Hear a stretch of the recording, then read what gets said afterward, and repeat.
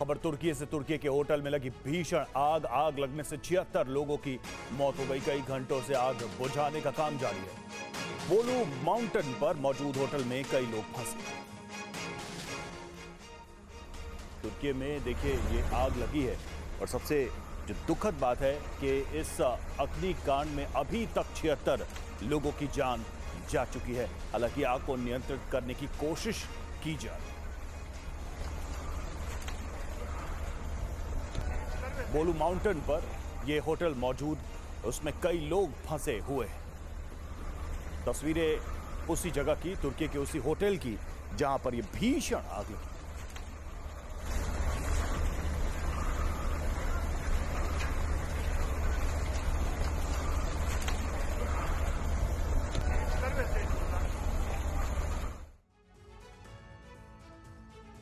Trump के राष्ट्रपति पद की शपथ लेते ही यूरोप के देशों की चिंता साफ नजर आने लगी। यूरोपियन यूनियन की चिंता है UEM Jaipur is a perfect target for prospective students aspiring for good jobs, good education with future-ready skills. कि अमेरिका की विदेश नीति बदल चुकी है और वर्तमान सरकार की प्राथमिकता यूरोप न यूक्रेन की सुरक्षा है।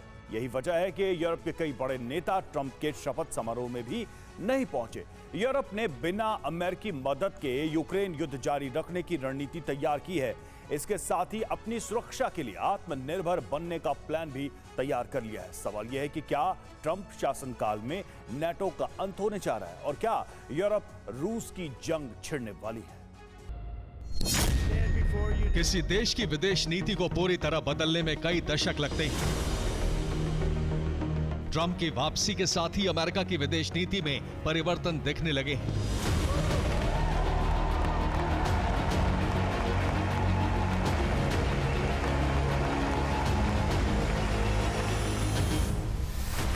Thank you very much, everybody. भले ही धरातल पर उतरते इसे कई साल लगे, या हो सकता है कि भविष्य में ट्रंप पुरानी विदेश नीति को ही अपना ले।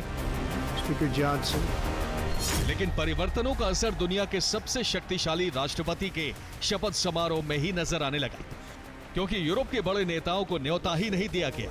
यूनाइटेड किंगडम के प्रधानमंत्री कीर स्टारमर को ट्रंप की शपथ का न्योता नहीं मिला। जर्मनी के चांसलर ओलाफ शोल्स को भी शपथ में नहीं बुलाया गया। फ्रांस के राष्ट्रपति इमैनुअल मैक्रों को भी चिट्ठी नहीं मिली। EU प्रमुख उर्सुला वॉन डेर लेयन भी मेहमानों की लिस्ट में नहीं थी। पोलैंड के राष्ट्रपति आंद्रेस डूडा भी नहीं नजर आए। नेटो प्रमुख मार्क रूटे को नहीं बुलाया गया। यूरोप के साथ अलगाव का कारण है ट्रंप की विदेश नीति, जो यूक्रेन और यूरोप की सुरक्षा के लिए उतनी प्रतिबद्धता नहीं दिखाती जितनी अमेरिका दिखाता रहा है।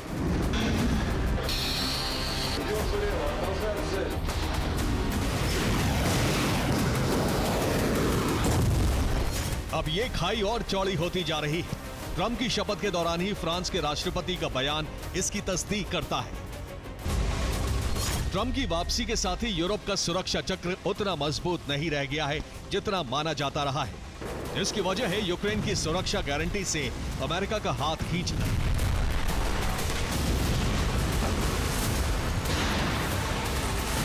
ट्रंप ने संकेत दे दिए हैं कि वो दूसरों की नहीं बल्कि मेक अमेरिका ग्रेट अगेन की जंग लड़ने आए हैं। ऐसी स्थिति में यूरोप के अस्तित्व पर खतरा गहराने की आशंकाएं तेज हो गई हैं। ट्रंप लंबे समय से नेटो की भूमिका पर सवाल उठाते रहे हैं, जो द्वितीय विश्व युद्ध के बाद से यूरोप में सुरक्षा गारंटी का कार्ड बन चुका है।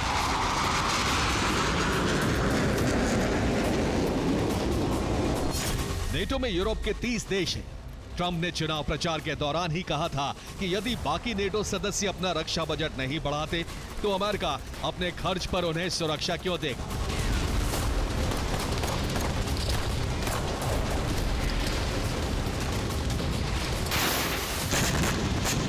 ट्रंप ने शर्त रखी थी कि हर नेटो देश को जीडीपी का 2% रक्षा बजट पर खर्च करना होगा, लेकिन अभी 3.6% के साथ अमेरिका, 2.2% के साथ ग्रीस, 2.14% के साथ एस्टोनिया, 2.10% के साथ यूनाइटेड किंगडम और 2% के साथ पोलैंड ही इस शर्त को पूरा कर रहे हैं। फ्रांस 1.8% और जर्मनी 1.2% खर्च करते हैं और बाकी 25 देश 1% से भी कम नेटो डिफेंस बजट पर खर्च कर रहे हैं। ट्रंप की वापसी के साथ ही यूरोपीय देशों को डर है कि अमेरिकी सैन्य बेड़े का रक्षा कवच भी उनके सिर से छिन सकता है। जिस तैयारी के संकेत मैक्रो दे रहे हैं वो नेटो के ईस्टर्न फ्लैंक पर नजर आने लगी है, क्योंकि रूसी सीमा से सटा यही सबसे संवेदनशील क्षेत्र है जिसे नेटो चीफ और पूरा यूरोप खतरा मानता है।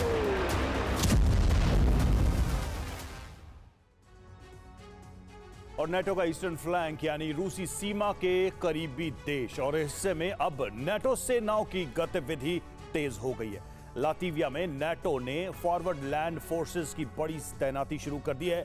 20 जनवरी को ही लातविया में स्वीडन के 500 सैनिक तैनात किए गए। लातविया सहित ईस्टर्न फ्लैंक पर रूस के खिलाफ मल्टीनेशनल ब्रिगेड बनाई जा रही है।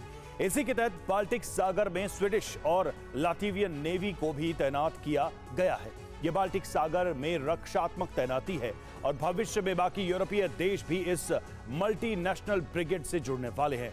ईस्टर्न फ्लैंक के नेटो सदस्य देश पोलैंड में भी अब्राम टैंक्स की पहली खेप पहुंच चुकी है और पोलैंड में 2022 में यूएस ने 250 अब्राम टैंक्स का सौदा किया था। 19 जनवरी को अमेरिका से टैंक की पहली खेप डिलीवर हो चुकी है और 21 जनवरी से ही पोलैंड ने यूक्रेन सीमा पर टैंकों की तैनाती शुरू कर दी।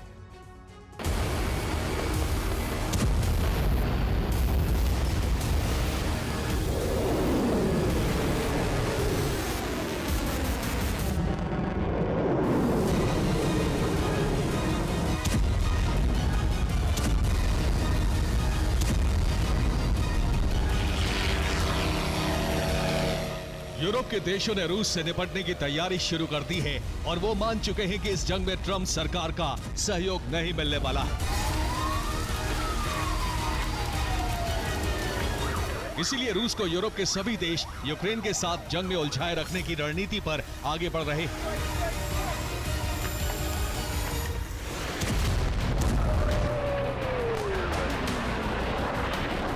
यूरोप के देशों से काम भर की हथियार आपूर्ति यूक्रेन को जारी रहने वाली है और इस बात को रूस बखूबी समझता है कि इन हथियारों के दम पर यूक्रेन उसको ज्यादा चोट नहीं पहुंचा सकता।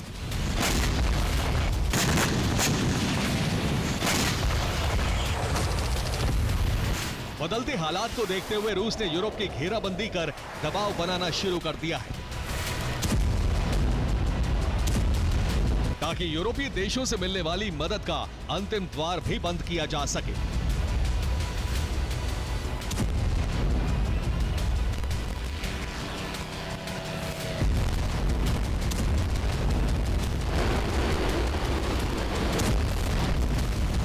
अटलांटिक महासागर से इसकी शुरुआत हो चुकी है। रूस का एक ओशियोनोग्राफिक वेसल उत्तरी अटलांटिक महासागर में देखा गया।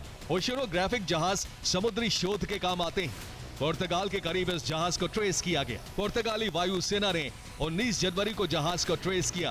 पुर्तगाल का दावा है कि जहाज को समुद्र तल पर बिछे इंटरनेट केबल काटने के लिए भेजा गया। रूस की डार्क फ्लीट के कई जहाज यूरोप के इंफ्रा को तबाह करने की कोशिश कर रहे हैं। ट्रंप की वापसी के बाद समीकरण रूस के हित में नजर आ रहे हैं। जब तक अमेरिकी संप्रभुता या अमेरिकी हितों पर रूस खतरा नहीं बनता, तब तक रूस के खिलाफ ट्रंप का रुख आक्रामक होने की उम्मीद कम ही है।